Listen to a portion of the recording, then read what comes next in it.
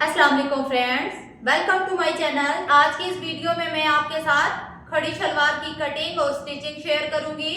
अब हमने अपनी शलवार के फैब्रिक को इस तरह 4 पीसेस में बिछा लिया है।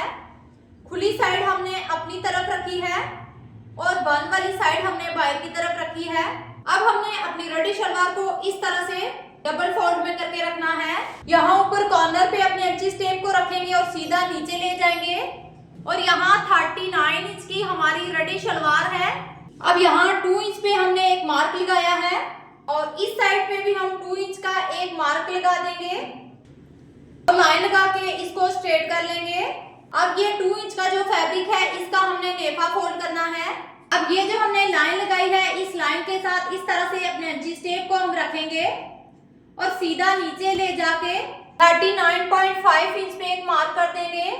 अब 2 इंच जो एक्स्ट्रा फैब्रिक है यहाँ से हमने अपना पांचा फोल्ड करना है और इस साइड पे भी हम 2 इंच पे एक मार्क लगा लेंगे। अब हमें जो रेडी पांचा चाहिए वो 8 इंच का चाहिए और 1 इंच एक्स्ट्रा मार्जिन पे हमने एक मार्क लगाना है। अब यहाँ शलवार की जो हमें विड्थ चाहिए वो 21 इंच की चाहिए। अब यहाँ पे हमारा फैब्रिक कम हो रहा है तो हम कली डाल के अपना फैब्रिक पूरा करेंगे और यहाँ 22 इंच पे इस तरह से एक मार्क करेंगे। अब एंची स्टेप को इस तरह ऊपर कॉर्नर के साथ रखेंगे और नीचे 18 इंच पे अपना मार्क करेंगे। अब 18 वाले मार्क के साथ हम अपने एंची स्टेप को रखेंगे और तिरछा अपने 9 इंच वाले मार्क के साथ मिला देंगे और इस तरह से छोटे छोटे मार्क लगा देंगे। अब इन मार्क्स के ऊपर हम इस तरह से कटिंग कर लेंगे।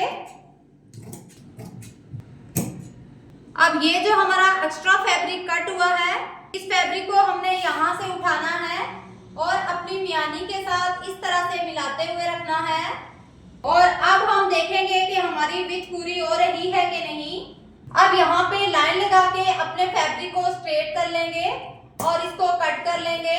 अब यहाँ कली डाल के हमारी विड्थ 22 इंच की पूरी आ रही है और यहाँ एंची स्टेप को सीधा इस साइड पे रखते हुए 22 इंच पे एक मार्क करेंगे और इस तरह से स्केल रख के 22 इंच वाले मार्क को ऊपर 22 इंच के मार्क के साथ इस तरह से मिला देंगे। अब लाइन को स्ट्रेट करने के बाद हम इसकी कटिंग कर लेंगे। अब हमने अपनी शलवार को इस तरह से खोल के रखना है और मिड में से इस तरह अपने फैब्रिक को कट करके अलग कर देना है। खड़ी शलवार की हमने कटिंग कर दी है। अब हम इसकी स्टिचिंग करेंगे। शलवार को इस तरह से खोल के रखेंगे।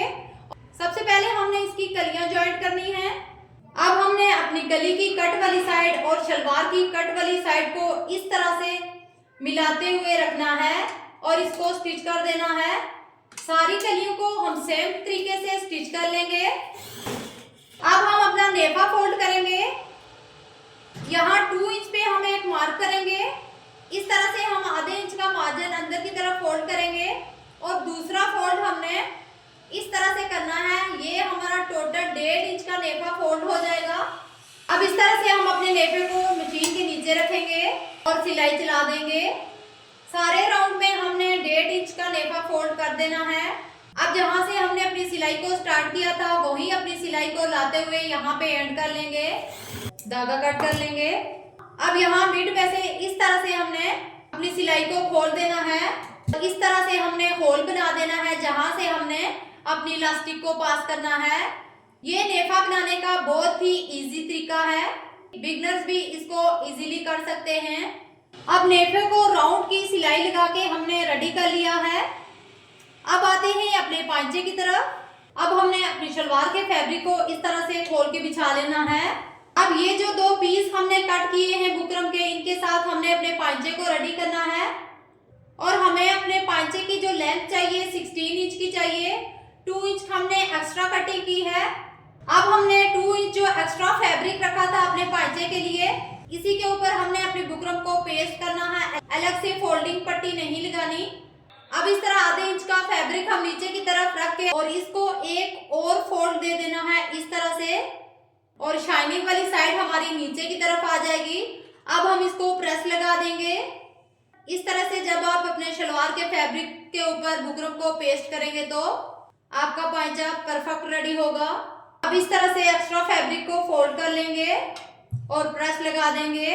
अब जो एक्स्ट्रा फैब्रिक है इसको हम अंदर की तरफ ऐसे फोल्ड करेंगे और एक पॉइंट का फैब्रिक हमने बुकरम से बढ़ा के रखना है बाहर की तरफ, ताकि जब हम अपने पांचे को स्टिच करें तो हमारी बुकरम बाहर से नजर ना आए। सेम इसी तरीके से हमने दूसरे पांचे को भी रेडी करना है और अब हम इसको सिलाइयां लगा देंगे। अब हमने अपने पांचे की सीधी साइड ऊपर की तरफ रखनी है और इस तरह से कॉर्नर से अपनी फर्स्ट सिलाई को स्टार्ट करेंगे। अब हम दूसरे पांचे को भी इस तरह से साथ में रखेंगे और इसकी भी फर्स्ट सिलाई लगा देंगे। अब हमने जो दूसरी सिलाई लगानी है वो 2 पॉइंट का वक्फा छोड़ते हुए लगानी है। पांचे की जब भी आपने सिलाइयां लगानी है सीधी साइड पे लगानी है, ताकि हमारे पांचे में किसी किस्म का जोल ना आए। अब सारी सिलाइयों को हमने इसी तरह 2 पॉइंट का गैप छोड़ते हुए लगा देना है। अब हमने अपने पांचे को इस तरह से डबल फोल्ड करके रखना है और इंची टेप को इस तरह कॉर्नर पे रखेंगे और यहाँ हमें रेडी जो पांचा चाहिए वो 8 इंच का चाहिए। यहाँ 8 इंच पे हम एक मार्क लगा देंगे। अब दूसरे पांचे को भी हम इस तरह से 8 इंच पे एक मार्क करेंगे। दोनों साइडों पे मार्क करने के बाद हम इसको इस तरह से मशीन के नीचे रखते हुए इसको यहाँ से डबल सिलाई लगा देंगे, ताकि हमारा जो पांचे का जोड़ है वो खुले ना। अब हम इसको स्टिच करते हुए सीधा अपनी म्यानी के जोड़ से मिला देंगे। अब यहाँ म्यानी तक हमने अपनी सिलाई को लगा दिया है। अब हम अपने पांचे को दूसरी साइड से भी डबल करते हुए अपनी सिलाई को सीधा आगे की तरफ लेके आएंगे और यहाँ म्यानी के जोड़ तक लाके हम सिलाई का एंड कर लेंगे। इस तरह हमारी सिलाई कंप्लीट हुई।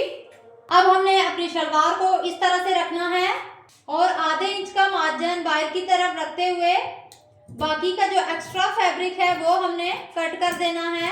अब हमने अपनी शलवार के दोनों पांचों को इस तरह से बराबर रखते हुए एक्स्ट्रा फैब्रिक को इस तरह से छोटे छोटे नोचेस लगा देने हैं, ताकि जब हम अपनी शलवार को सीधा करें तो हमारी शलवार में किसी किस्म का कोई जोल वगैरह ना हो। शलवार की सिलाई हमारी कंप्लीट हो चुकी है। अब हम इसको सीधा कर लेंगे और प्रेस लगा के अपनी शलवार को रेडी कर लेंगे।